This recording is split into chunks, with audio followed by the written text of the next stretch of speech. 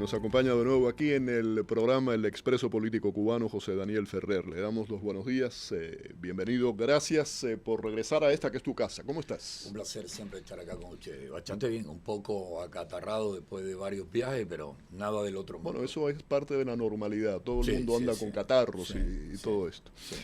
Quiero, José Daniel, comenzar hablando, ¿cuál es tu reacción a este documento reciente del Departamento de Estado? Ha puesto en blanco y negro, documentó en blanco y negro lo que fue un secreto a voces, ¿no? Durante muchísimos años, décadas, ¿no? De la subversión en América Latina, que el régimen estuvo detrás de esto, que ha estado en contra de los intereses de los Estados Unidos. Es un documento de casi 100 páginas, se llama Cuba, la capital del comunismo del siglo XXI. ¿Qué valor tiene este documento? Para mí, yo creo que en ese momento lo más importante es, porque eso lo hemos denunciado a través de los años, ¿no? Como periodista, como reportero, ustedes como activistas lo han estado reportando, ¿no?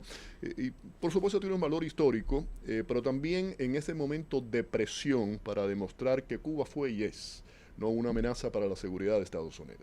Bueno, mira, yo te diría que antes de ese documento, el diagnóstico que se daba sobre el peligro que representa el régimen cubano era muy deficiente.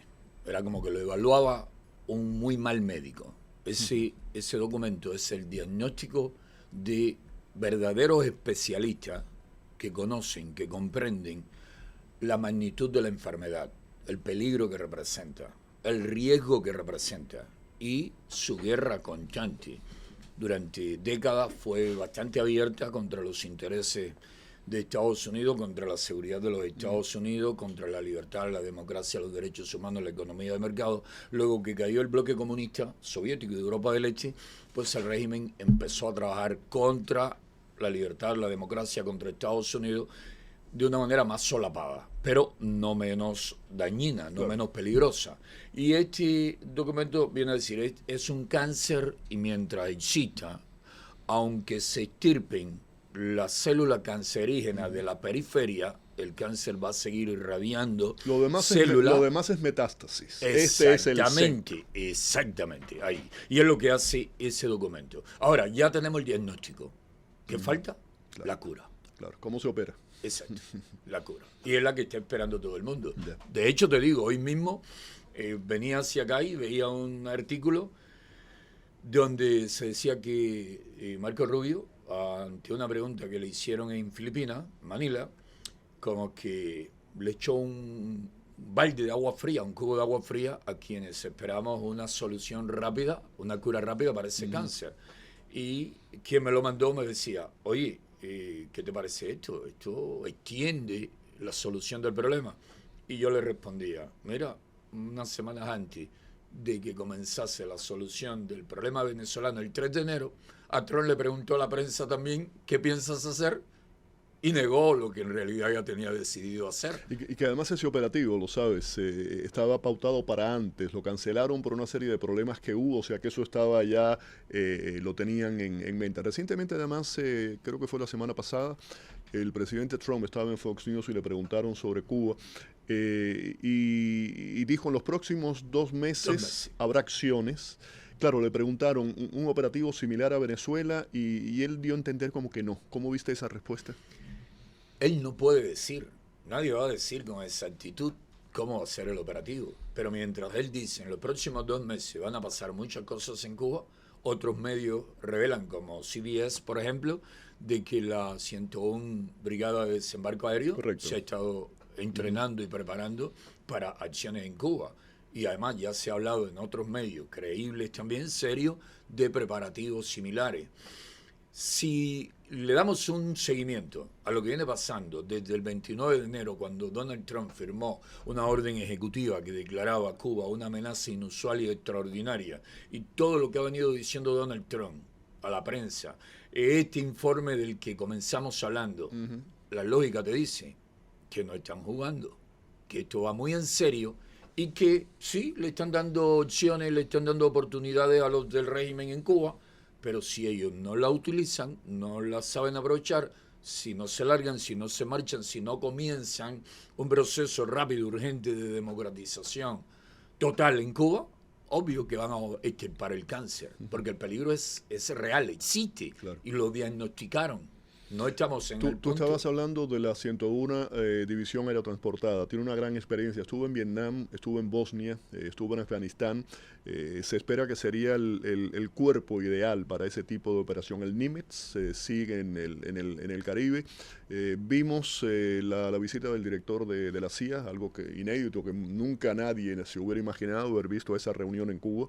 En la base naval de Guantánamo, el secretario de Guerra o secretario de Defensa recientemente, además de todas las sanciones, y un discurso constante que ha estado en diversos foros por parte de la administración, algo que antes no ocurría. O sea que todo eso si lo ponemos junto y lo comparamos, como decías tú muy bien, con lo de Venezuela, esperemos que esto sea lo antes posible, ¿no? Que es lo que queremos todo. Y yo particularmente, sé que tú también, sí que sea un derramamiento de sangre para el pueblo cubano, que se haga de la mejor forma posible. Volviendo al documento, tiene casi 100 páginas y documenta un poco desde el año 1959 hasta ahora. Se habla del nacimiento de una nueva izquierda al principio, el imperio del espionaje, también revolución racial, también lo ponen. ¿En qué punto estamos ahora? En un punto en que también se acaba de publicar, se ha informado sobre las directrices que el régimen castrocomunista le ha dado a sus organizaciones aliadas, amigas, acá en los Estados Unidos, para que organicen protestas frente a centros de detenciones de ICE, unidades militares, centros neurálgicos de la vida acá en los Estados Unidos. El régimen está convencido que luego del 3 de enero en Venezuela y el 28 de febrero en Irán, que por desgracia no se ha concluido la operación necesaria para terminar el caso. Se están mandando efectivos y tropas a la región, a Medio Oriente, lo cual desde el punto de vista logístico también pudiera dilatar. Hay que tener en cuenta algo, José Daniel, que Estados Unidos va a poner los intereses de los Estados Unidos por encima de cualquier otra cosa. Y eso es lógico. Exacto. Sí, entonces estamos en un punto en que el régimen está seguro de que van por ello, porque ellos no quieren que Cuba se democratice. Ellos se niegan a que el pueblo cubano tenga libertad, derechos, se respeten sus derechos y viva con bienestar. Es que ahí pierden el poder absoluto y ellos no van a querer perder ese poder. No consiguen la vida, no consiguen el mundo, siendo ellos ciudadanos normales o políticos que tienen que competir por puestos. Y además, ahora que hablas de ciudadanos normales, varias personas que se han sentado hoy en esa silla que hemos estado hablando del tema cubano, siempre al final decimos es que lo que se quiere para Cuba no es nada extraordinario, no es nada inusual, no es nada diferente, es lo que cualquier país democrático quiere para el progreso de su país, democracia, que la gente tenga posibilidades de sus hijos poder estudiar, de tener una economía de mercado libre, elecciones pluripartidistas, libertad de asociación, de prensa, lo que en cualquier país democrático del mundo ocurre, eso es lo que se quiere para Cuba. Y es lo que ellos no quieren para los cubanos, ellos quieren todas esas cosas, bienestar extremo absoluto para ellos, poder extremo absoluto para ellos, recursos, comodidad de Siria, hacer lo que quieran para ellos, los demás súbditos, esclavos del régimen y de la máxima dirección del Partido Comunista. Entonces, si tenemos eso en cuenta, es obvio de que ellos van a resistirse hasta el último momento. Se sabe, es obvio que no todos piensan igual en las estructuras de poder del régimen, y que los más jóvenes obvio que van a optar por salvar la vida y salvar incluso la fortuna que han hecho a costa del sufrimiento, de la miseria extrema, del dolor del pueblo cubano. Pero los más ancianos, obvio, están en una etapa de la vida en que saben que el tiempo se les acorta y se aferran también a la idea de que es preferible pasar a la historia como los que nunca nos rendimos, nunca transigimos y aquí murió todo el mundo, a hacer que el pueblo de Cuba tenga derecho, libertad y bienestar. Por eso es que son tan peligrosos, por eso se empecinan. Y gente desafortunadamente también comprometida. Yo estoy seguro que no hay nadie, ni Raúl cree en lo que han hecho. Bueno, vemos las declaraciones recientes. Mira, recientemente el Cangrejo, eso fue en USA Today, ¿no? Lo debes haber visto, literalmente reconoció si hay presos políticos. Sí. En un momento y reconoció que están dispuestos incluso a cambiarlo, a negociarlo. A cambiarlo. Primero se saltan el sistema judicial, eso es lo primero, que no, o sea, dicen que aquí no hay separación de poderes, y mi familia, la dinastía, tiene la posibilidad de poder intercambiar y hacer lo que quiera con tal de poder preservar el modelo socialista. Más claro el agua. Exacto. Y te están diciendo también, encarcelamos a cualquiera porque nos da la gana, lo mantenemos en prisión el tiempo que nos dé la gana y lo liberamos cuando nos dé la gana si ellos... Son piezas de negociación. Exactamente. Si ellos no dan algún resultado positivo. Y es lo que están haciendo ahora mismo con los presos políticos. Y la otra declaración, eso fue a RT de rusa, la televisión rusa oficialista.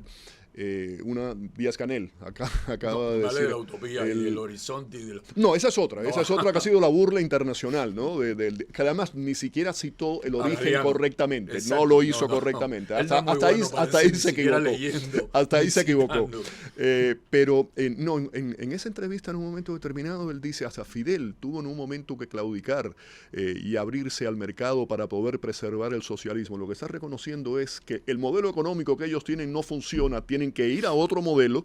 Entonces está diciendo, somos un fracaso, lo que hemos hecho no funciona. Y también reconocen que cuando ellos van al modelo que sí produce y que nunca han ido de verdad al modelo como se debe ir para que Cuba progrese. Pero les quita control de poder. Sí. Ahí vamos a la parte original que estábamos conversando. Exacto, pero entonces cuando te permiten cierta mínima apertura, es pensando apenas nos recuperemos o encontremos una Venezuela, una Rusia que nos mantenga, un Lula da Silva que nos mande cositas. O un cambio de gobierno, ganan tiempo, siempre han estado ganando tiempo. Hasta ahora, desafortunadamente, les ha funcionado. Lo que pasa es que están aislados y la situación, la geopolítica, todo ha cambiado para ellos.